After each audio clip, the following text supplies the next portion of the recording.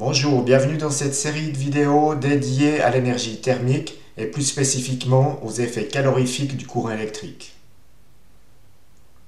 Dans cette première partie, on va décrire un système thermique, on va décrire la production de chaleur par l'énergie électrique, on va décrire l'énergie calorifique fournie à un corps et finalement, on va analyser le rendement d'un système thermique. Cette vidéo se base sur les notions d'énergie, de puissance et de rendement. Celles-ci ont été traitées dans une série de vidéos qui leur était dédiée. La description de ce sujet va débuter par l'analyse d'un système de chauffe, dans le cas qui est ici, une plaque de cuisson, sur laquelle on a déposé une casserole qui contient de l'eau. Dans ce système, le courant électrique circulant dans la résistance du corps de chauffe va transformer l'énergie électrique en énergie thermique.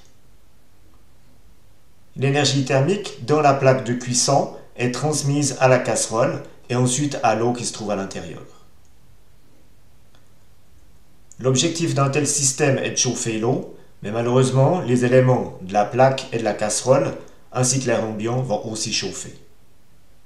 Ceci va être analysé dans la suite de cette vidéo. Dans ce système, la plaque de cuisson va transformer l'énergie électrique en énergie thermique.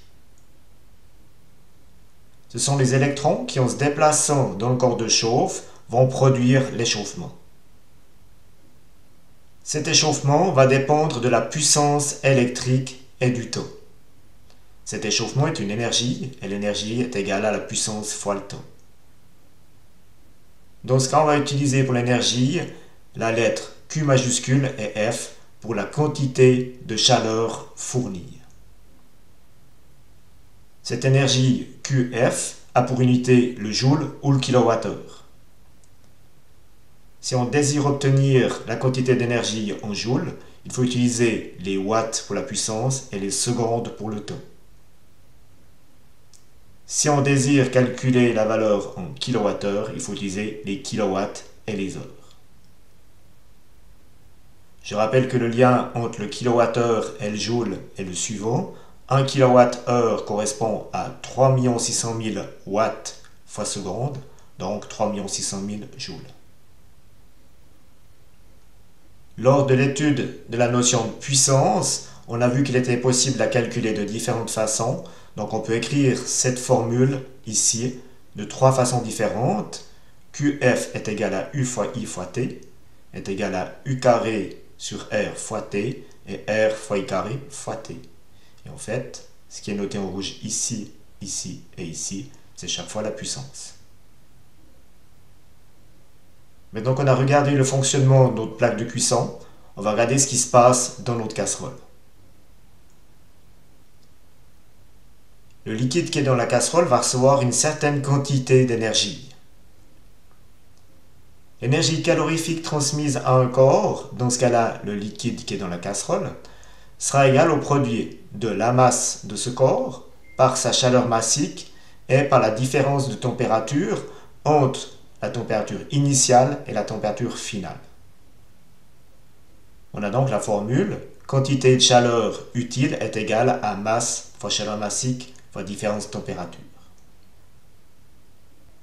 Les unités utilisées dans cette formule sont les joules pour la quantité de chaleur utile, les kilogrammes pour la masse.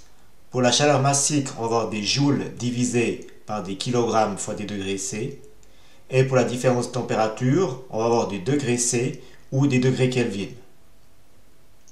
On peut utiliser l'un ou l'autre, vu qu'il s'agit d'une différence de température. La chaleur massique, qui est le C minuscule dans cette formule, représente la quantité de chaleur en joules nécessaire pour élever la température de 1 degré d'une masse de 1 kg de la matière considérée. On retrouve ces valeurs de chaleur massique correspondant aux différentes matières dans des tabelles. On a par exemple pour l'eau une chaleur massique de 4187 joules par kilo fois degré C. Et pour le cuivre, on a 394 joules par kilo par degré C. Ce qui veut dire que pour chauffer 1 kg d'eau de 25 à 26 degrés, il faudra 4187 joules. En ce qui concerne le cuivre, pour chauffer 1 kg de 25 à 26 degrés, donc 1 degré de différence, il faudra 394 joules. Maintenant qu'on a vu ce qui se passe dans la plaque de chauffe et dans la casserole, on va regarder ce qui se passe quand on les met ensemble.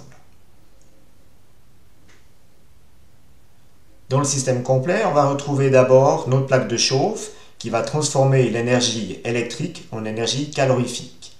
Il s'agit de la quantité de chaleur fournie, qui est égale à la puissance fois le temps. Dans le liquide, on va retrouver une quantité de chaleur utile qui dépend de la masse du corps, de sa chaleur massique et de la différence de température.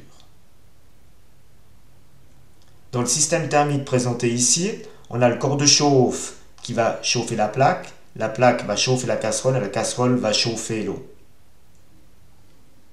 Les différents éléments du système thermique présentés ici, ainsi que les liens entre eux, vont engendrer des pertes et ainsi diminuer son rendement. De ce fait-là, la quantité de chaleur utile sera plus faible que la quantité de chaleur fournie. Afin de quantifier l'efficacité de ce système, on utilise le rendement. Celui-ci est égal au rapport de la quantité de chaleur utile par la quantité de chaleur fournie. Donc on effectue la division de l'énergie à la sortie par l'énergie à l'entrée. Le rendement pour lequel on utilise la lettre grecque eta minuscule n'a pas d'unité. Il s'agit de la division d'une énergie par une autre énergie, donc des joules par des joules. Par contre, on utilise très souvent les pourcents.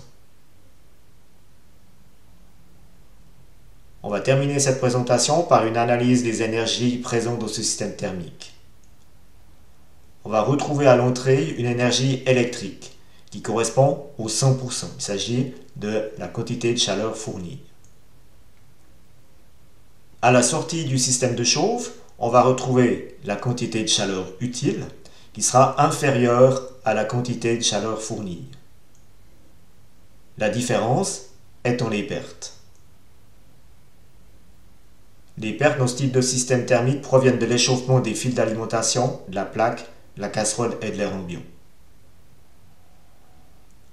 En se basant sur cette analyse graphique, on voit que pour calculer la quantité de chaleur utile, il suffit de faire le calcul suivant, quantité de chaleur fournie, moins l'énergie perdue dans le système.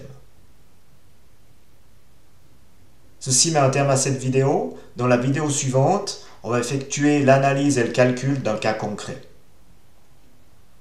Je vous remercie de votre attention et c'est une bonne journée. Au revoir.